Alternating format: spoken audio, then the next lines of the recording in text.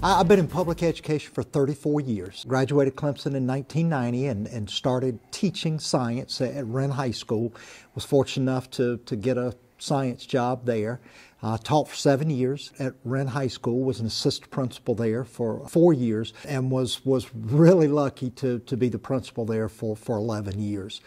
Moved to the district office, was the director of secondary education for a year, assistant superintendent of administration for 5 years, and now I've been the superintendent for 6 years. So I've been here in Anderson 1 my entire career, 34 years. How was it different when you got into education than it is now? Just some, I know you can't say everything, but just some of the things that strike you that are different from when you started teaching? Well, I think one of the biggest things was the support that's provided to induction first, second, third year teachers. 35 years ago, when you got a teaching job, you got the teacher's edition of the book, maybe, if they had an extra one. You got the keys to your classroom, and then it was good luck. And it was, that worked quite well back then, because there were 40 or 50 people waiting to take your job if you didn't do well enough. And it was sink or swim. And it was tough. Those first couple of years of teaching, there was a lot to learn. Now, there's a real understanding that there's not 40 or 50 people waiting to take that job. And in fact, you may have 2 jobs and only 3 candidates. And so it's really important that we that we provide the resources that teachers need, particularly those young teachers need, to be successful. Make sure we talking with them on a regular basis about what's going well and what's not going well. And we have a number of systems in place. Here in Anderson 1, I think we have one of the most amazing programs anywhere to try to assist those early career educators and make sure that they're successful those first couple of years. Because if you work well those first couple of years and you find people that you like, that you work with, well, there's a good chance you'll stay in education for quite a while.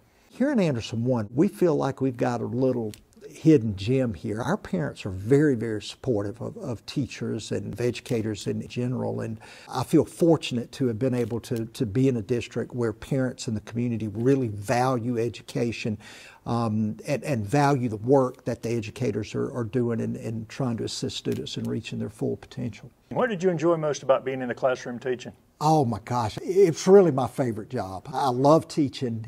You get a certain amount of energy being around young people all day. They're funny, they're witty, but to see a student who maybe is struggling with something, could be academically, could be socially, whatever, and be able to help that student, boy, there's not much more reward than you can get than knowing that you made a positive impact in a young person's life.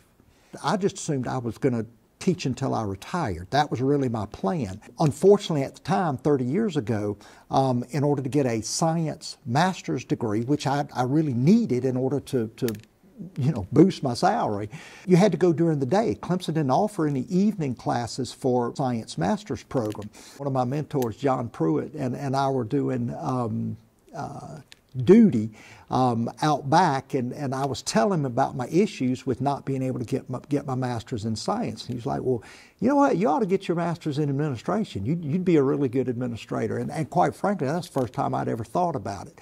And Clemson did offer an evening administrator program. And even at the time, though, I thought, well, I'll get it in administration, but I'll still teach. Once I got in it, I really enjoyed what I did, the internships that I had and the projects and things that the administrators at the school allowed me to do. There were things that I really liked to do. And what I found was I could actually impact a lot more students through the administrative avenue than I could with just the 150 students I taught. I could actually impact the entire school. It's interesting, when I first started, there really weren't any standards. The teacher determined what was being taught, and really that was determined by for most of us, the textbook. And so the textbook became your curriculum, and you use the textbook a lot. We all remember 30 years ago, everybody had a textbook, and you pretty much went from page one to as far as you could get in the book. Now there's a set curriculum. There's a statewide committees that work on those standards that students need to know and be able to do. I think that's really helpful, because those textbooks aren't created in South Carolina. Those textbooks are created in Florida and New York and Texas and California. And what's important there may not be quite as important. And there may be some more important things here to South Carolina. And so I think having those standards is really helpful to know what is it that a student needs to know in biology. What is it that a third grade student needs to know and be able to do by the time they finish the third grade? One of the other big things is that the textbook really used to be, that was the sole source that was utilized for teachers and instructing students. And now there is just a world of resources. Technology was very limited back then. Technological tools have been really, really helpful in helping teachers to put another tool in the toolbox of helping students be successful on those standards and skills that they need. The information used to be that information itself was what you were trying to teach the students, that you had to know the parts of the cell and you had to know the systems of the body, because you had to know those things. Well, now that basic information is just ask Siri, and she'll tell you exactly what you need to know. You don't have to spend 3 hours in the library. The ability to be able to utilize technology and being able to discern accurate information from inaccurate information, being able to discern bias in a piece of literature or an article, those things are incredibly important to our students today, which certainly is a major focus of our education. What are some of the things you're proudest of over your career that you were able to accomplish? First and foremost, I think the impact that I had on individual students, and whether that was as a teacher in the classroom or as a principal or as superintendent, those may not get the bang that some of the other accomplishments get, but in my heart, those are the things that really, really make me proud of what I've done.